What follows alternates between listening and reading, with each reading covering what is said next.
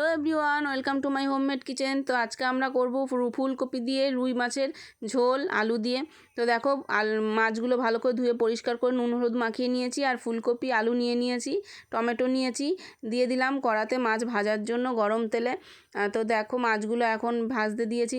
তো তোমরা যারা আমার ভিডিওটি ইউটিউব থেকে দেখছো তারা অবশ্যই লাইক অ্যান্ড সাবস্ক্রাইব করে আমার পাশে থেকো, আর যারা ফেসবুক থেকে দেখছো তারা অবশ্যই ফলো দিয়ে আমার পাশে থেকো। তো দেখো রুই মাছগুলো মোটামুটি এক পিঠ ভাজা হয়ে গেছে। তো মাছগুলো আরেক পিঠ ভাজার জন্য উল্টে দেব।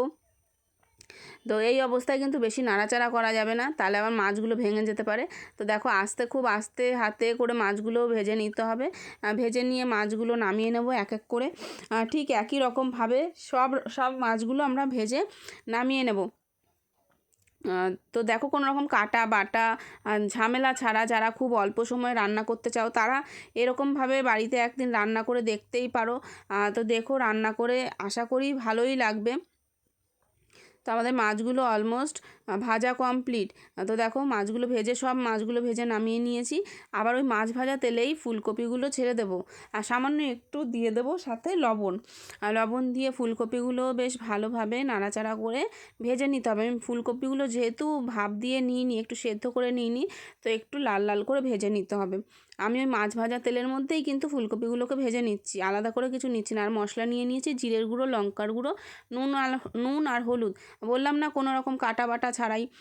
তো আমাদের কোনো বাটাবাটির দরকার নেই, গুঁড়ো মশলা দিয়েই একটু জল দিয়ে মশলাগুলো বেশ একটু গ্রেভি করে নিলাম যেন মশলাগুলো ফুলে যায়। এদিকে আমাদের ফুলকপিও মোটামুটি ভাজা হয়ে গেছে, নামিয়ে নিলাম। ওই তেলেই দিয়ে দিলাম একটু জিরে সোমবার, দিয়ে আলুগুলো ছেড়ে দিলাম। তো আলুগুলো সেম একই রকমভাবে একটু সামান্য লবণ দিতে হবে ভাজার সময়, তাহলে আমাদের আলুর ভেতরে লবণটা ঢুকবে। তো দেখো আলু দিয়ে আলুগুলো মোটামুটি নাড়াচাড়া করে ভালো মিডিয়াম যখন লাল লাল একটা কালার আসবে সেই অবস্থায় একটা টমেটো আমরা পিস পিস করে কেটে ওর মধ্যে দিয়ে দেবো। টমেটোগুলো দিয়ে কিছুক্ষণ নাড়াচাড়া করব। টমেটোর কাঁচা গন্ধটা যতক্ষণ না বেরিয়ে যায়, টমেটোর কাঁচা গন্ধ বেরিয়ে গেলে দিয়ে দেবো ওই গুলে রাখা গুঁড়ো মশলা। মশলাটা দিয়ে কিন্তু ভালো করে ভাজতে হবে যতক্ষণ পর্যন্ত মশলা থেকে তেলটা না ছেড়ে দেয়। তো দেখো এখন মশলা যখন দেখলাম হালকা হালকা তেল ছাড়ছে, তখন কিন্তু দিয়ে দিলাম ভেজে রাখা ফুলকপিগুলো দেওয়ার পরেও বেশ কিছুক্ষণ মশলাটাকে ভালো করে নাড়াচাড়া করে কষিয়ে নিতে হবে।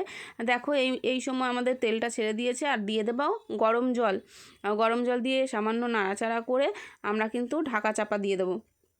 ঢাকা চাপা খুলতেই দেখবো মাছটা যখন ফুটে গেছে, দেখো ফুটে গেছে ঝোলটা। এই অবস্থায় আমাদের ফুলকপিগুলো একটু দেখে নিতে হবে। আর এই অবস্থায় দিয়ে দেবো আমাদের ওই ভেজে রাখা মাছগুলো যেগুলো ভেজে রেখেছিলাম, সেই মাছগুলো আস্তে আস্তে আমরা ঝোলের ওপর দিয়ে দেবো। দিয়ে সামান্য নাড়াচাড়া করে, বেশি নাড়াচাড়া করা যাবে না, মাছগুলো ভেঙে যাবে, যেহেতু ফুলকপি আলুটা অনেকটা বেশি। তো ভালো করে নাড়াচাড়া করে বসিয়ে দিতে হবে, ঝোলে ডুবো ডুবো করে বসিয়ে দিয়ে আবার কিছুক্ষণ ফুটিয়ে নেব। ফুটিয়ে আমাদের গ্রেভি রেডি, সামান্য ধনেপাতা দিয়ে নামিয়ে নিলেই তৈরি ফুলকপি আলু দিয়ে রুই মাছের ঝোল। তো তোমরা বাড়িতে রান্না করে খেয়ে জানিও কেমন হয়েছে। দেখা হচ্ছে আরেকটা